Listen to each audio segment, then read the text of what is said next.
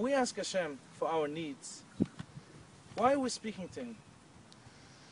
Are we letting Him know that we are missing things in life? Are we perhaps reminding Him that He forgot to take care of us today? Do we have to remind Him? Why do we praise Hashem? Does Hashem need an ego boost that we are praising Him? Of course not. Then why are we davening? We want Hashem to answer all of our tefillahs. Of course we want them answered. What's the best way to get our tefillahs answered? Sometimes we take no for the answer. Hashem doesn't want us to have it. But obviously, no shouldn't be the answer always. And maybe many times the answer could be yes, when we ask Hashem the right way. So what's the right approach to get more of a yes than no's? We say in davening, Kurov Hashem l'chol korov l'chol hashikri'i ve'emes. Hashem is close to all of us. He listens to all of our tefillahs. However, there's a tanai, there's a condition to it. It must be l'chol hashikri'i ve'emes. We must be emes with ourselves, who we are talking to, and do we truly need what we are asking for.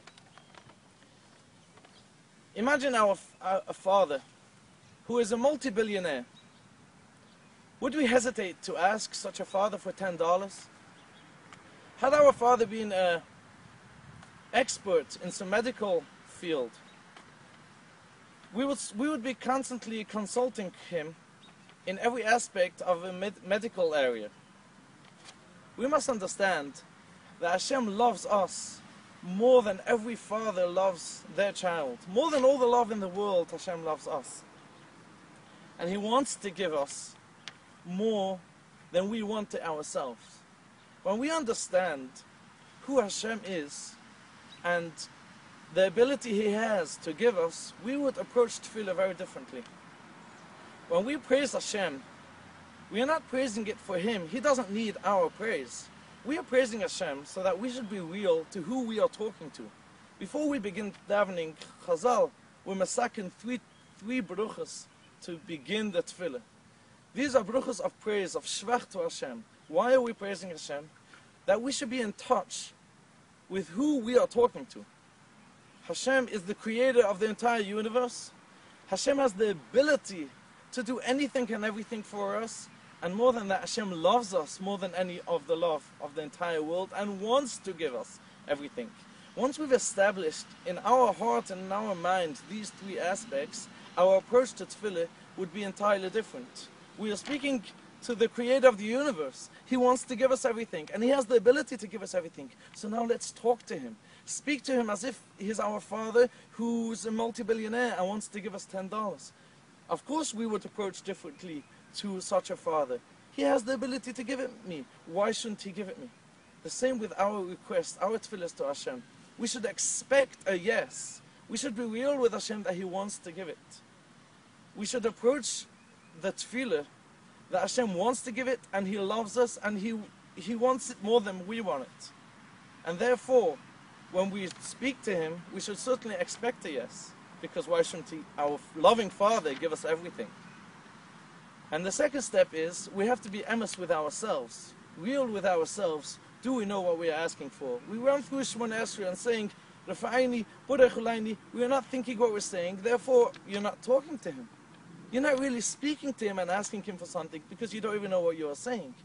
If we recognize that we are talking to the creator of the entire universe, who loves us more than any father loves their child, and we have the ability to speak to Him, and of course He's going to give it us, we will focus on our tefillahs, we'll be excited to speak to Him, because we have a chance to speak and ask for whatever we want. Hashem is waiting to give us everything. We just need to ask Him.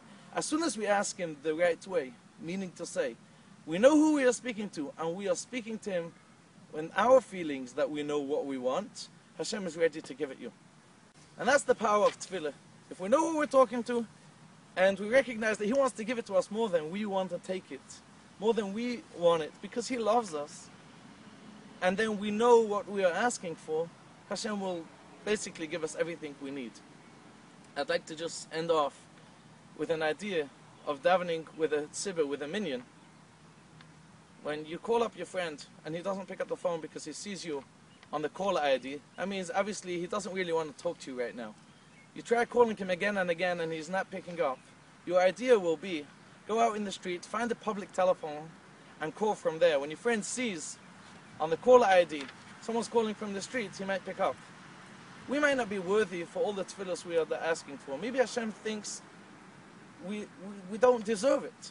When we call Hashem and Hashem looks at the caller ID, so to speak, and sees our name, we may not deserve it. But when we're calling from the public telephone call, He'll answer it.